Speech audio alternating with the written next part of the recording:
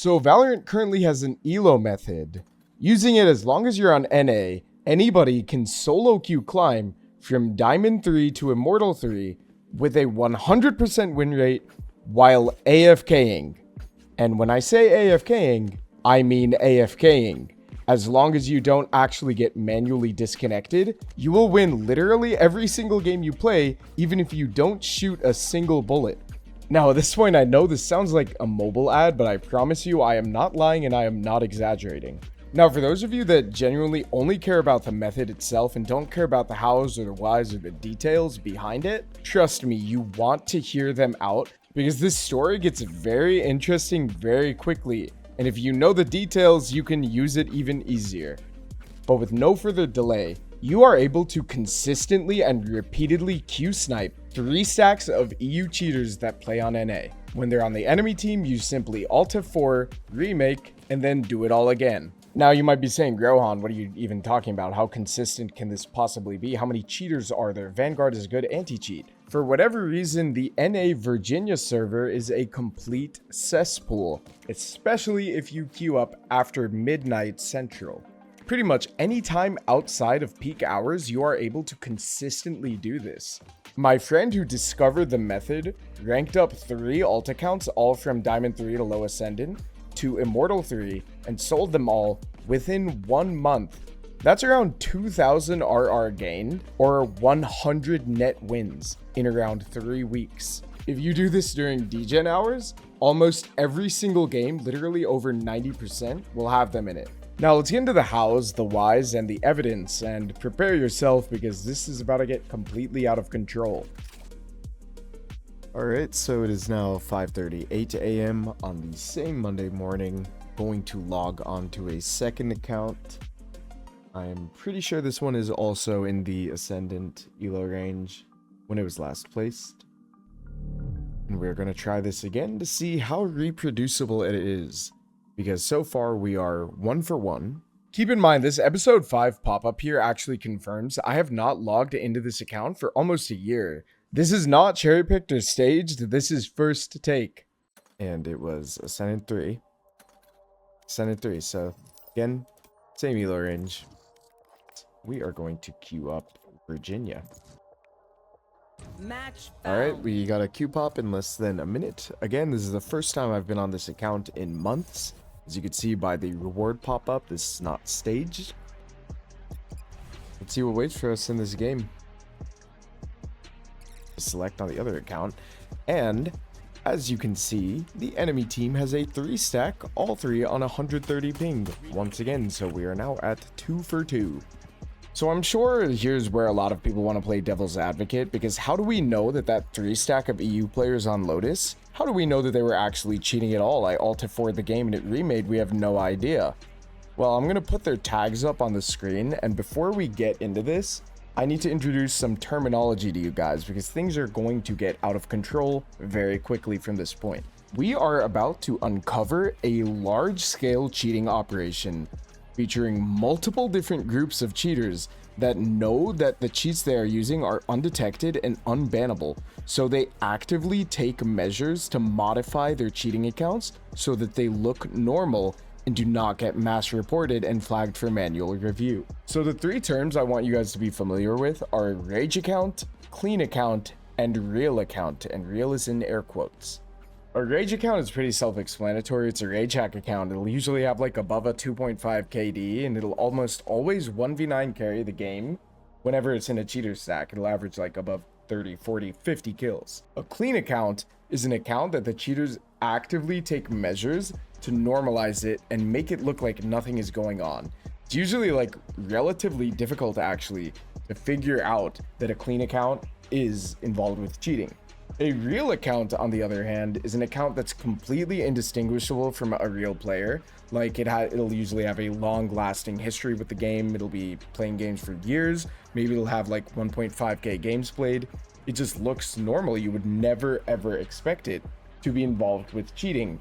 The only way I have been able to 100% identify a real account is through player history and party history. That's it. There's literally no other giveaway. The only thing we have to go off of is if it like plays with an unusual amount of cheaters. Because, like, come on, realistically, if an account plays with 3 different cheater accounts in one act, I'm sorry, something is going on. Now that you have a decent idea of what's going on, it's time to begin the analysis of the EU3 stack that I ran into on Lotus. But before we get to them, we have to take a quick look at our good friend Boob162 #000. Now, Boob here is a cleaned Rage account. Now, Boob here went through a very rapid cleaning. As you can tell by his win-loss and his stats, there's a high chance that the person playing on the account doesn't intend to win.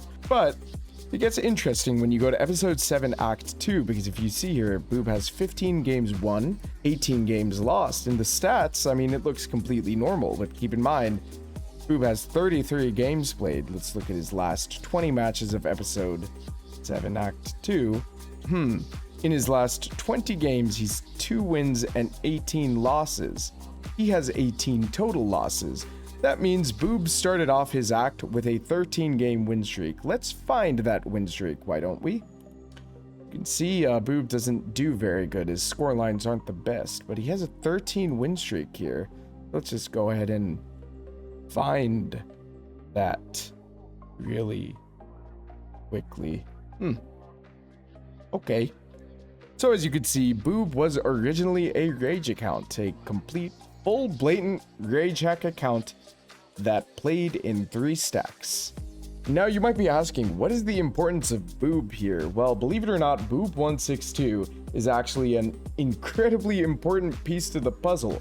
We are going to touch back on Boob in a separate video dedicated towards exposing how incredibly out of control this cheating operation actually is. But for now, let's go back to the EU3 stack that we ran into on Lotus. So we have arrived here at this EU3 stack of Yen, It's My Fault, and Immortal. Now keep in mind, I loaded into that game on Lotus at around 5:40 AM, and if you look at this Breeze game, it started at 5:20 AM and it lasted 17 minutes. So they pretty much instantly queued up again and got an insta-pop with me on the enemy team. Now notice the enemy team got completely blown out and they FF'd after losing 10-2 on the first half, and our 3 stack did pretty good here. And this is where things begin to get interesting, because if you were to look at the top frag of this game, Yen, the guy just looks like a shitter all around. It's not like Boob, where you could see obviously things are just straight up wrong. Even if you look at the overall agent stats, the guy actually just looks bad at the game, except for a high KD on Viper, but that's because there's a sample size of 2. Anybody that would ever look at this account would just assume that the player had a string of decent to around average games. But that's exactly what they want you to think. These people know exactly what they're doing, and they know how to cover their tracks so meticulously, it's honestly scary. The key to figuring out what's going on always ends up in the matches tab on Tracker. Let's scroll up to Yen's matches. Let's look at his teammates. Let's view details. Nothing here is out of the ordinary. Everything is normal until you see 2 little outliers here. Let's go to It's My Faults Tracker. Again, completely cleaned account. Maybe had a couple of bad games on Sky. Nothing here would ever raise a red flag until you go to matches. Immediately we see something is weird. There's a massive difference in stats and performance between solo, duo, 5-stacking, and then trioing. Well, wow, what a coincidence. Isn't that strange? Let's see if we can get any additional information by scrolling down. And immediately we are met with outliers. Very high win rates, ridiculously high KDs, 100% win rates with extremely high KDs. Hey, here's our friend Yen. And you know what? Speaking of Yen, I wonder if we can get any valuable information from our 3rd friend's tracker, Immortal. Now let's check his overview out of force of habit, but as to be expected, there's literally nothing out of the ordinary to see. He has just average stats, average KD, ADR, headshot percentage, average everything. Completely nothing out of the ordinary. He has 800 games damn near. But let's head back to the matches tab. Let's view details. And what do you know?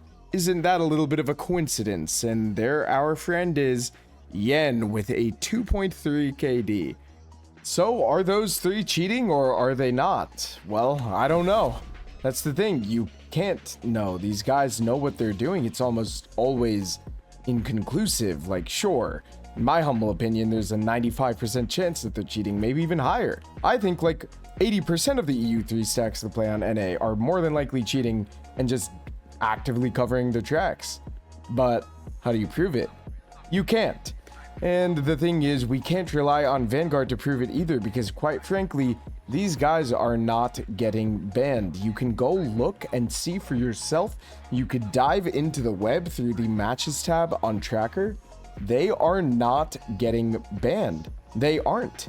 It is honestly insane to me, because we accidentally stumbled upon this method 3 months ago in August, and it is still going strong. Honestly, if anything, it is even worse now than it was in August. I think the only actual solution is Riot needs to like straight up emergency region lock NA until they can figure out how to combat the cheating problem, because this stuff is not going to stop. That's just the simple reality. It's not going to stop. Riot can't magically fix the anti-cheat, and that's why I actually do want everyone that sees this video, if you are able to, if you are on NA, try to abuse this as much as you can, because I genuinely do believe the only way that we can get any sort of fix is if Riot emergency region locks NA.